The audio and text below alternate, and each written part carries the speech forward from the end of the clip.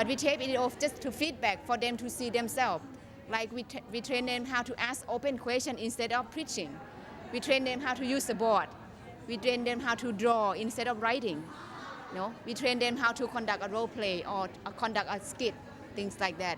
What the video we tape is for feedback, so they can look at themselves and do better. Because when we do training, it's like 7 days, and every afternoon is a practice. In the morning we demonstrate, and in the afternoon they practice what we demonstrate, the techniques in the morning. She and what happened was that after 7 days, the monks, you start seeing them, they're realizing they've been preaching, and it's so hard for them to get out of the old paradigm. Because when they come up 10 minutes, they don't ask even question. I said, time finished, and they don't ask any open question. And the nuns always ask question. So it's always easy for the nun to progress, this technique. But the monks, they also realizing that how much they have been trained the same way to just be a master, to know the answers. And many times they just realize that what we've been teaching is not, because they thought sometimes it's westernized. I said it's not westernized. It's the Buddha also teach us to learn through experience. So if they just start preaching and preaching, people don't go through experience.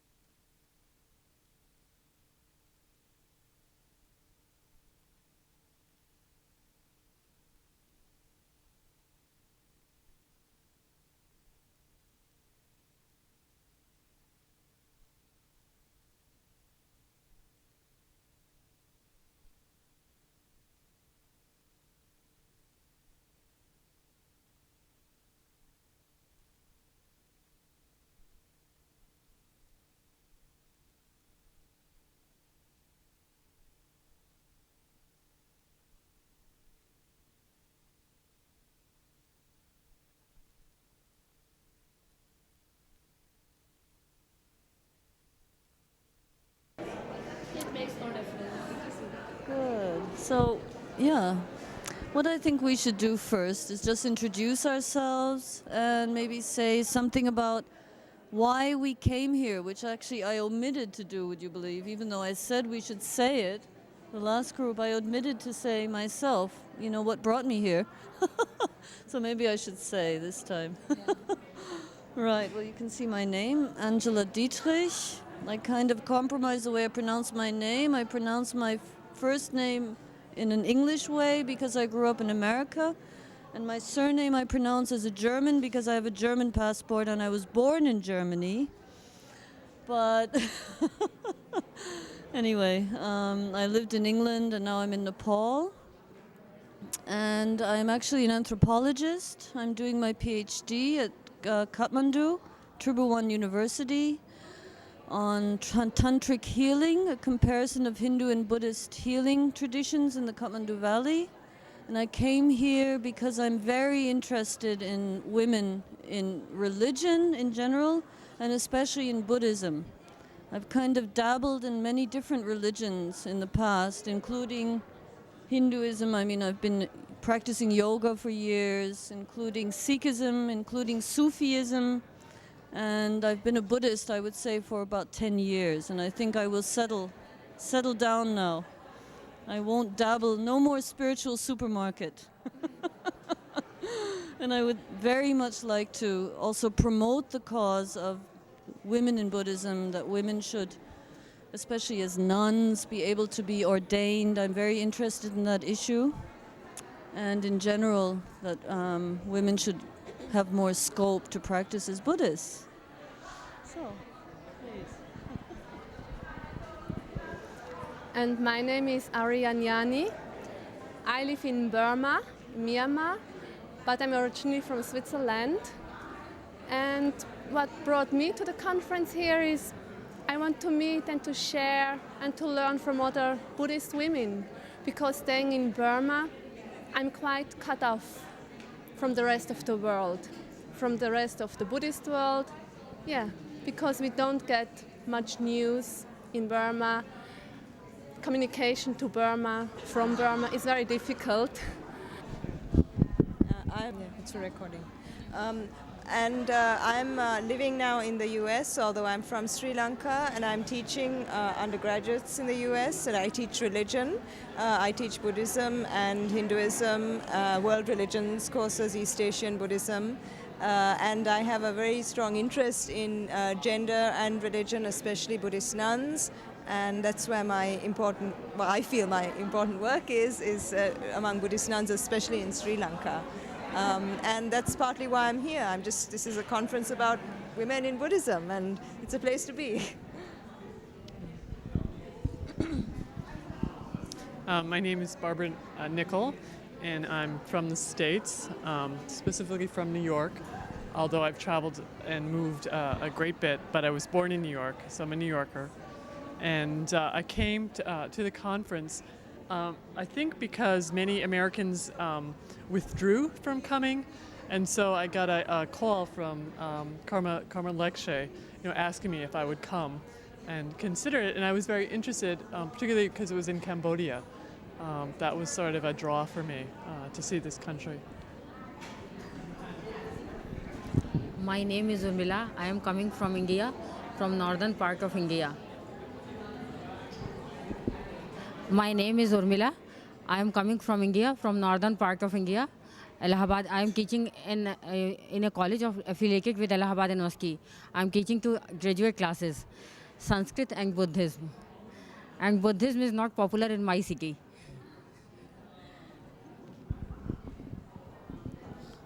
I am Padma Mullarachi. I am in Sri Lanka. I am a principal of a school. I am teaching in religion, and I am administration principal.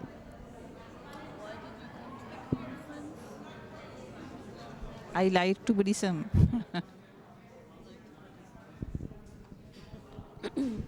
Myself, Sushma Kulsresht. I have studied at a number of famous universities in India, just like University of Allahabad, Banaras Hindu University, Delhi University, and I joined Delhi University as lecturer Then I was promoted as reader. Then I became principal of a college. My main field is Sanskrit, then musicology, then Pali literature is also my field. I learned Pali at the Department of Buddhist Studies in Delhi University. Then I started teaching there. I am a PhD supervisor of a number of Pali students. What brought me here is that I am interested in Buddhist literature because I teach it, I read it, and I want to become more well versed in that. And that's why I have come here. Day about Buddhism in the media and generally Buddhist literature, because we have several people here who are writers themselves. I know that Susma, for example, has written many books on Buddhism. So maybe we can talk about our experiences reading and writing and how we feel about Buddhism, how it's being projected by the media. Okay, so who would like to start? You have just started already. Yes. Would you like to start, Susma? Yeah. Regarding media, whatever is being done on Buddhism, our work is mostly research oriented. So I want that whatever work is being carried out, it should be published. It should be published first. And I know about Indian publications. There are a number of publishers in India who are centering upon publishing on Buddhism only. So for you people, if you do some work, I can assure that it will be published in Delhi if you so wish. I can make arrangements for you because India is a country where publication is quite good these days. So this should be done, and work should be done on some particular topic. There are so many problems, but now we have won over those problems because we are doing just as you join Buddhism, then you overcome a number of the difficulties of your life. Similarly, I have overcome the difficulties of that field because I am there for the last 31 years.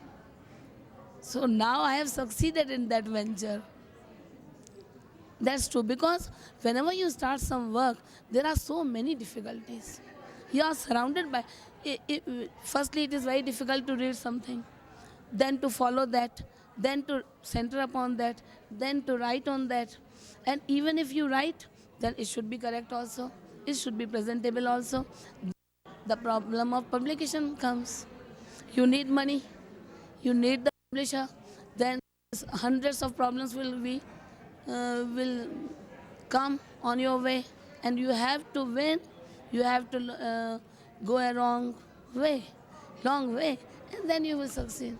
So now we are successful in that. So I can help anybody here who wants some good publication. If you have papers, I can get them published. If you write a book, I can make arrangements. I think my contribution is quite good in this way on the very first day or second day of this conference. Is that true? Or I am busy in praising myself? Yeah. Yes. No, I am not, I will not do any business. I will introduce you to a good publisher. Yes. I will be a mediator. I will be a mediator, moderator. That job I can do. No, I am interested in publishing her work. Her work is very interesting. Tantric healing. Yeah, I am interested in that. So she is a good friend of mine. So I have favor to her. Huh?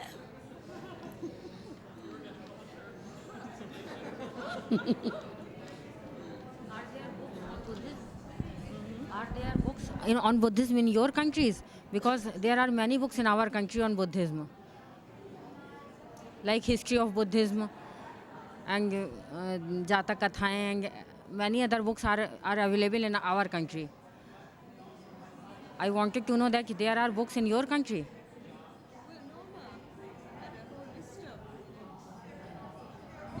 bibliography? I didn't get a copy of the bibliography, but she had all the good books are in French and German. A lot of the 19th century books are in French and German. Telling me actually that a lot has been the writers, prominent writers about Buddhism have been Germans, but I think that is more in the past. I don't think that is a present, it's not a present situation. It doesn't reflect the present realities as much, I would say. I think it's more now the English language world which is actually writing more about Buddhism. So any other comments here? What's your name? My name is Sushma. Sushma. I think Sushma spoke to some of the difficulties getting started, and I think some Buddhists are well established and even have a few bestsellers, in the States, but it's difficult to break into the publishing field, especially there are mainstream publishers. What's happening in publishing in the States is that there are many conglomerates, and they're buying up everything, and then they have their bookstores that go along with the publishing business, and those bookstores will only take books from those publishers. So a lot of people, the small businesses and small books are being shut out of the distribution. So once you have made a name for yourself as a workshop leader or as a Buddhist, it's much easier to get published. But if you are sort of an unknown voice, then it's hard unless you have like a connection or something to get in the mainstream. He is an Indian connection. No, she has to But do that's the right right. thing. If No, that's you are right. famous, then publisher will come around you.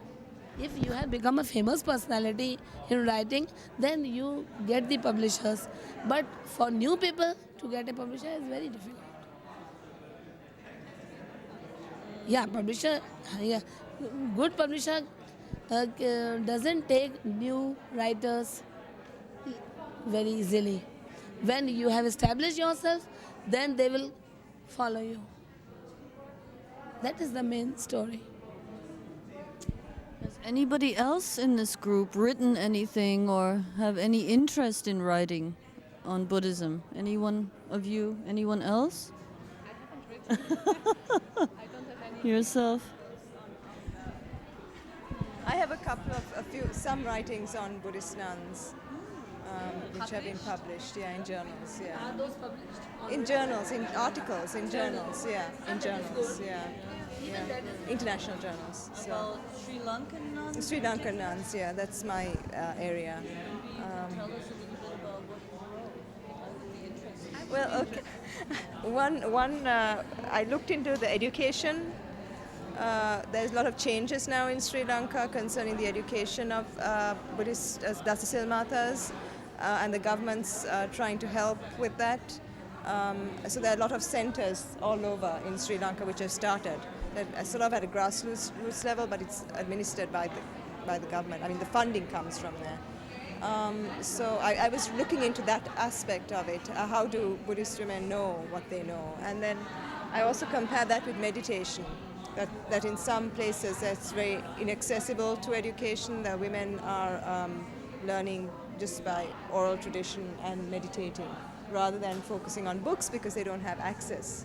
They don't have access to materials. I mean, books are expensive and tools are expensive, and finding the bus money to travel is expensive, so that's difficult, So I just looked at that. That's in one article. There are many different aspects I've looked at, and I'm still looking at practice, of things like healing, actually possession and healing, which isn't very common, but that is there.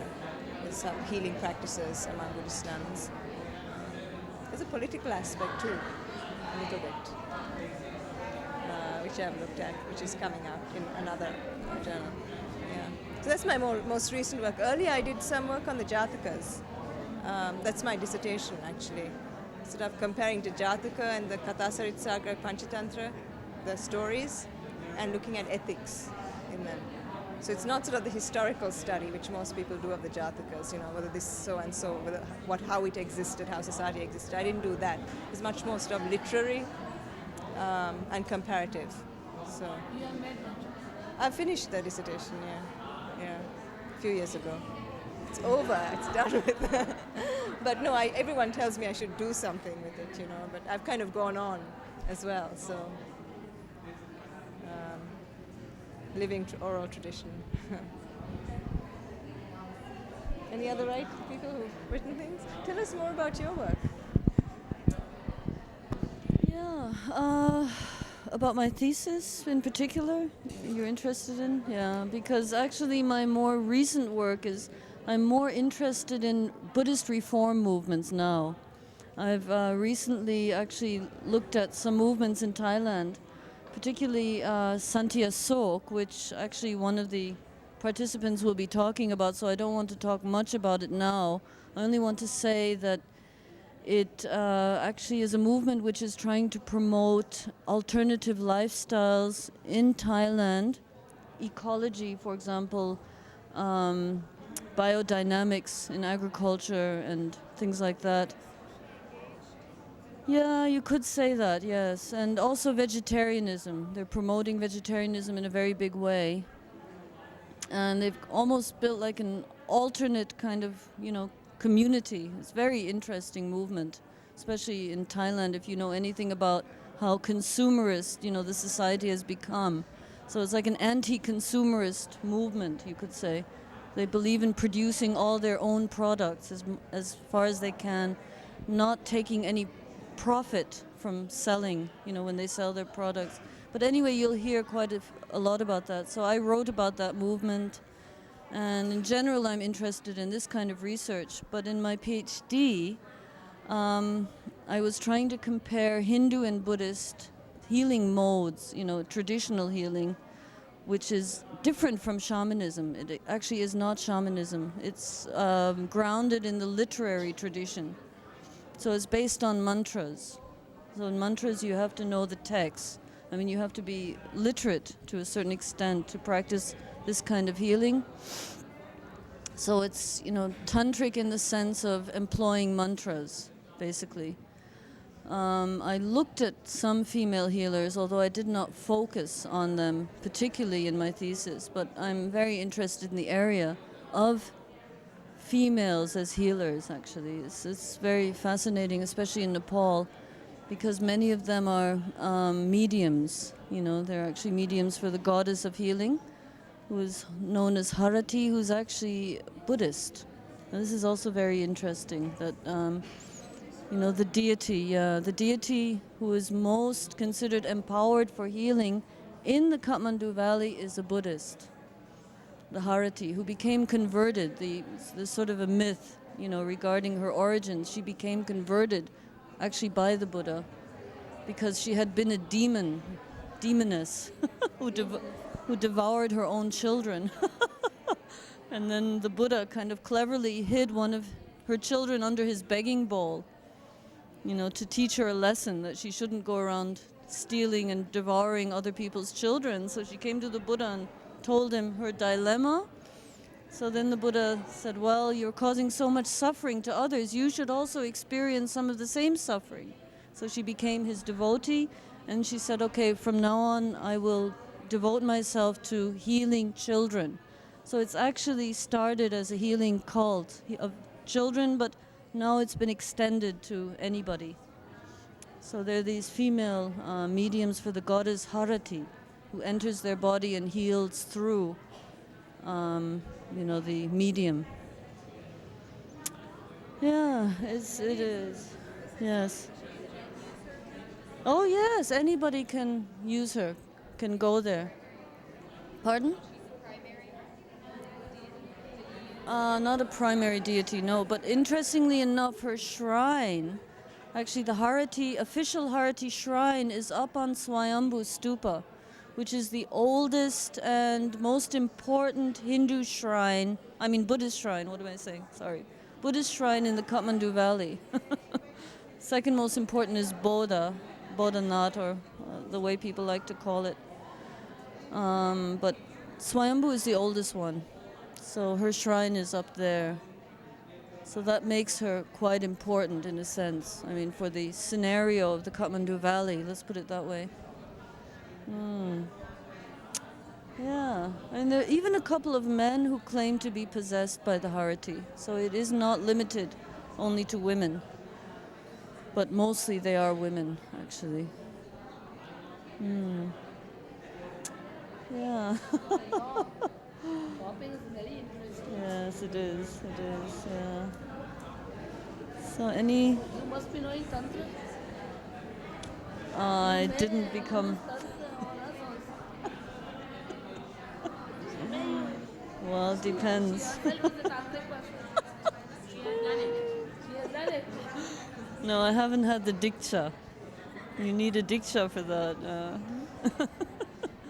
Okay, anybody else would like to maybe comment about what about women in the media? Maybe you'd like to take over as moderator, please. You said we'd divide the task. Okay, we'll divide the task. So, let's see, is there anything in particular? Well, why are you deciding the topic? what would, I mean, we can talk about anything. We don't have to stick with something specific. Is there anything that has... I'll share what's happening with me. Sure. Okay. I've actually written a book, which I'm trying to get published and having difficulty You can get her help. getting published. But it's on nonviolence. I was a woman at West Point, which is the officer training school in the United States, and I was in the third class of women. So women were just beginning there, and I stayed there 2.5 months, which is enough to get the basic training. It's called Beast Barracks, when you go through that. And in those days, it's been softened a little bit since then. In those days, that entailed people yelling in your face, and you have no voice. You can say yes sir, no sir, no excuse sir, and sir I do not understand. Those are your only replies that you can give to people ordering you around. And those 2.5 months taught me about, I think, the evil itself of military training, that you're planting seeds of hatred, because you're taught something like bayonet practice, where you're thrusting a bayonet, at a colleague standing across from you, and they're thrusting, they're growling. It's about dehumanization. It's very interesting. So my journey started there in the military, which is why what the speaker this morning, talking about human rights, said, the mentality of war is here. And it's true. Once you've been in like a warring culture or something, those seeds have been planted, are so strong that even when there's peace, it's hard not to go back to those old imprints, which I think is a big problem for human rights workers in a culture that's been at war for 25 years. So how long ago is this? That was about 20 years ago. No, what I'm saying is when you were involved 20 years ago. But you weren't with them. How long were you with them? Just 2.5 months. Yeah. But still, Yeah. that's long enough. Yeah. Yeah. And so that's very prominent in the media in the United States. This is a very hot topic, women in the military, because there's been a lot of controversy. So I would love to get this published because it opens the door to nonviolence, also to Buddhist principles. Which are, And you talk about these principles in your work? At one level? right now, I may change the way the book is. Right now, the end is an interview with the Dalai Lama. Oh, okay. Okay. That's very interesting.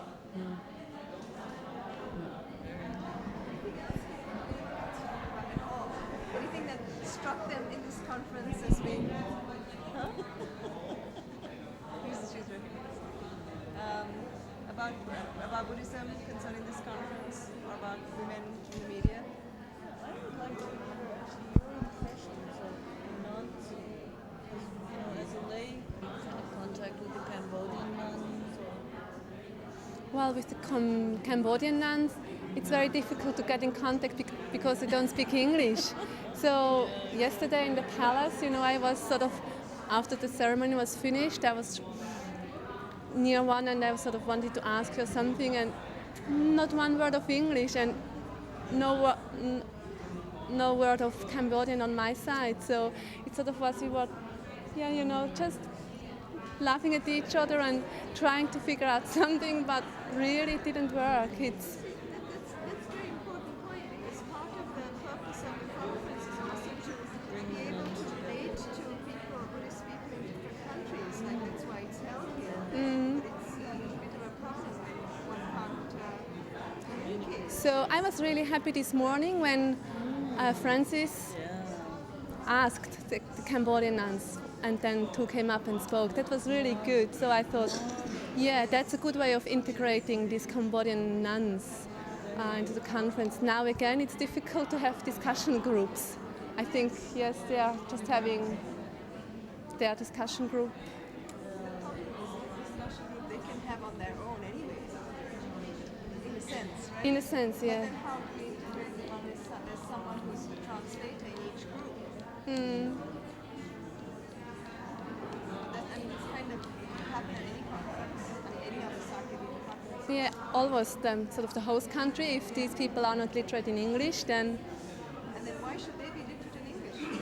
yeah, we should learn Cambodian if we come here. I know how to contact the politics. Yes. Maybe 10.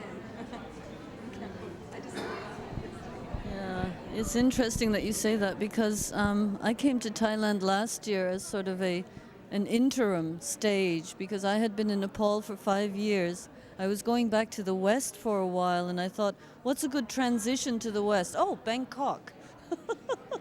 Because it has some of the worst aspects of Western life, but still, the Eastern kind of mentality to a certain extent in the Buddhist environment. So I thought, okay, that's a good transition. And I wanted to do some meaningful work. So I was asking around, and there's one very interesting monk. You may have heard of him, Santikaru Bhiksu. Yes, I know. Yeah, he's an American who lives permanently in Thailand now, I think since about 15 years. He must have been in Thailand for 15 years now.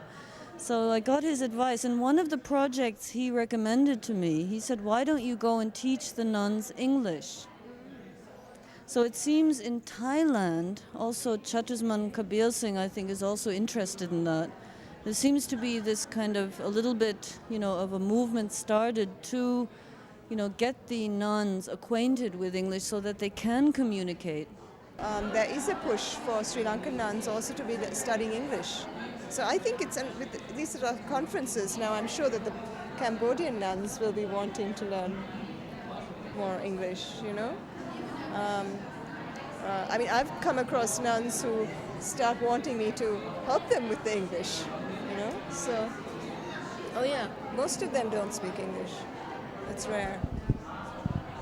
I ask you, what about in Burma, where the people are said to speak a lot of English? The nuns in Burma, do they speak English? What you say, a lot of people are said to be speaking English. That's also the older generation, from the occupation, the British thing, World War. This generation speaks very good English, and then sort of now the middle-aged generation, they don't speak English because at that time, when the military took over, no more English.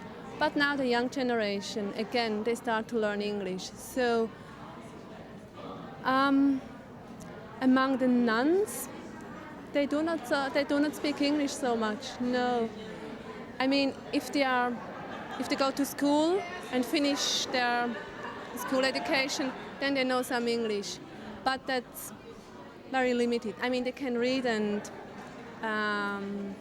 write, but they lack the ability of talking to people. It's Oh yes, I would say most of the Burmese. I mean, yes, that's. Well, at least in Burmese they. Yes. Because they have stopped their education when they were 8 or 10 or something like that. And there are many nunnery study centers where they study the scriptures, but of course in those nunneries they do not learn English. Yes. So among the nuns. Are they mostly from rural areas in Burma? Are they from towns? Well, I mean in Rangoon there are quite a few big nunneries, and of course these girls, these nuns, they would be from Rangoon, from town. Rangoon has, but I mean, in Burma there are only two big cities, Rangoon and Mandalay, and all the rest of Rangoon is very rural. And in those places they have many nunneries. So I would say the biggest part still rural areas, you know. So the two cities, if you compare on the whole of Burma, makes a minor part. How many would you say there are? How many nuns are there? That's a good question. I can't, much more. I mean, alone, somebody mentioned in Sagaing, that's a Buddhist center where many monks and nuns live. And somebody mentioned this morning, alone in that area, about 3,000 nuns only. So, I mean, I would say, I don't know, 10,000, 20,000, 30,000 nuns in Burma. I mean, wherever you go, I must say, the pink nuns, they are. in Southeast Asia, Burma is considered the heartland of Theravada Buddhism. I have to, make that clear, maybe to you who don't know about the situation. Yeah, it's considered the strongest Buddhist country in Southeast Asia. I think it has, considered to the population, quite a high percentage of monks and nuns in Burma. I just like to speak to like an underlying assumption that maybe needs more examination. I think the basic premise is that education will aid spiritual development, like understanding English. And that's, I think, an assumption because I know one of the greatest saints from India, Amaji, her name is Amaji, Sri Ritananda Mai, doesn't speak any English. Or she speaks phrases, but she refuses to give spiritual lectures because she says Westerners are too much in their heads. There's too much emphasis on head knowledge and the development of the heart. They don't get down, they stay in their heads. So I think that it's not always an obstacle, a lack of education.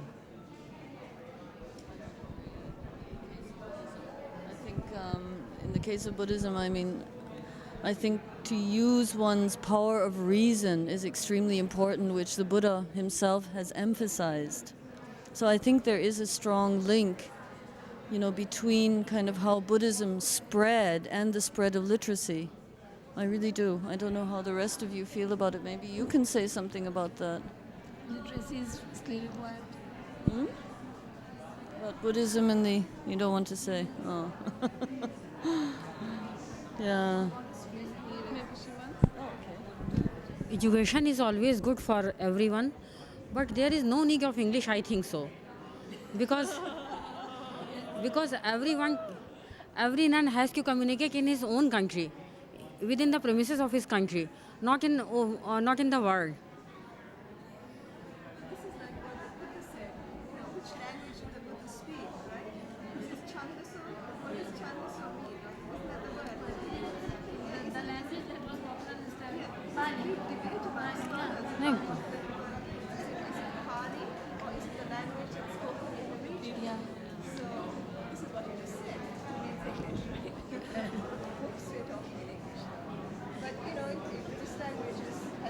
Yeah.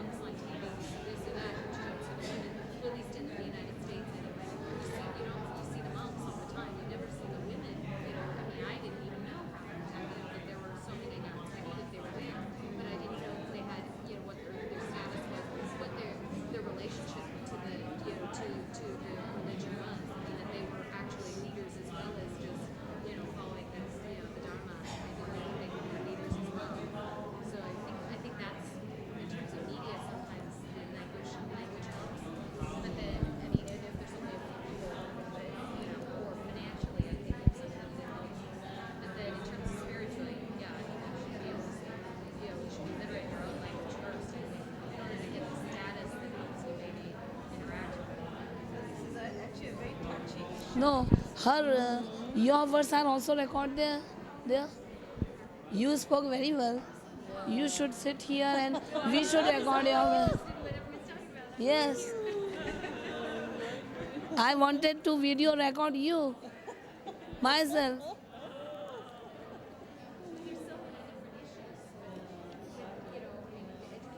Yeah, yeah.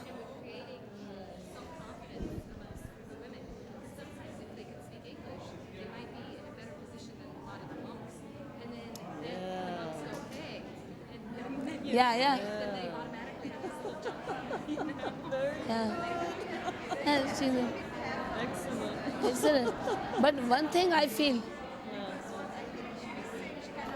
one thing now I want to say.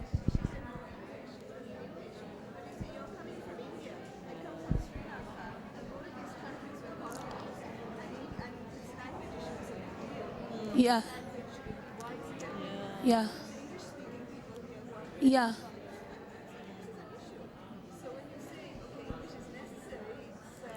The English becomes necessary in that way. But I feel one thing. Anybody who is following Buddhism should definitely learn Pali.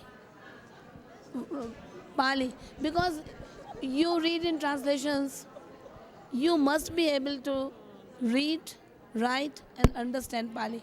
Unless you read the text in original, you cannot enjoy or relish the words of Lord Buddha. It is very essential. Yeah? Sanskrit also has. So everybody should start learning Pali. Pali is very necessary. And that's why Sanskrit is also equally necessary. That's why I am very proud and lucky that I am reading the original text of Buddhist literature. Oral tradition is also very good. Yeah. Oral tradition, but oral tradition in Pali or in different languages. Yeah, yeah. That will do, no doubt. Well, I mean, just having spent some time in Germany recently, I mean, there have been some really kind of weird developments when it comes to the language issue and Buddhism. Because, I mean, the form of Buddhism most people in Germany are interested in is Tibetan Buddhism. And they insist upon translating everything into German. And it just drives me up a wall because I know very well most Dharma practitioners in Germany know English. They're just too lazy. And so what happens in the final analysis? Things are maybe originally in Tibetan, they get translated into English, and then the English gets translated into German. So you have the doubly removed from the original language. And I have heard from people who know both, that some of the translations are absolutely appalling in German. I mean, they do not reflect the original spirit whatsoever, especially when they're doubly translated. So I think, this language issue does get very complicated, basically. But I think that now, I mean, certain languages, and we have to face it, English is a world language. Many Buddhists are giving teachings in English. For example, the Tibetan, exile Rinpoches and Lamas, they're starting to give teachings in English. So you could almost say English is like maybe the primary language nowadays for Buddhism. Whether we like it or not. Yeah, international Buddhism, yeah. But I also think of the difference between those who are speaking English and teaching Buddhism and those who don't speak English and are teaching in their own countries. And there's a different kind of Buddhism being practiced almost. And that's important because, for those countries, that's what's understood at a grassroots level. You see, so I think on the one hand, English is important for disseminating Buddhism internationally and for communicating. We are all from different countries and we're communicating here in English. But when it comes to really understanding something from a different, an Asian country, for example, I think one needs to be in touch with that language and those practices because they are it's a different type of tradition, I think. Going back to language not being untranslatable in some ways, even the living language could be.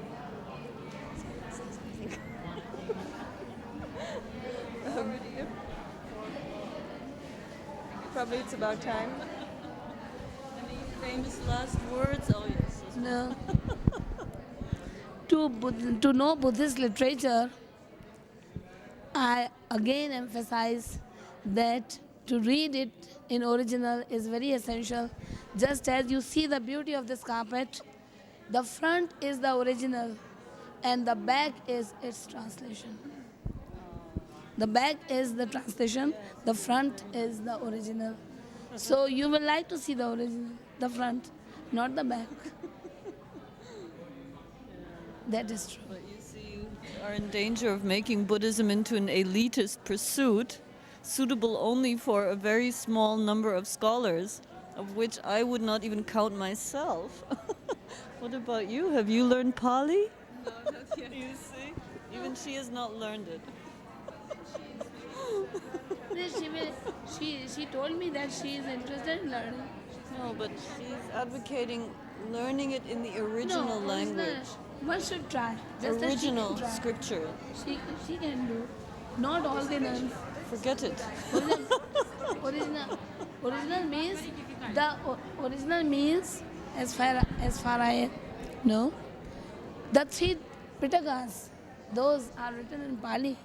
You should be able. No, all right. In the form which it is available now. Yeah, all right. Don't go, don't make the discussion on the word original. Whatever is available today, the 3 Pitakas. Yeah. Then you three Pitakas, then a literature written afterwards too. If you are able to go through that, then you will proceed. No, all right. But if you are not well versed in oral tradition, just as I am not well versed in oral tradition, then I will follow the written tradition. But I will. Yeah. That is okay. But one should try to learn Pali. That is my emphasis. One should try to learn. If we want to, if we believe in Lord Buddha, we should try to read his words in his language. It will be good if we can do that. If we can do that.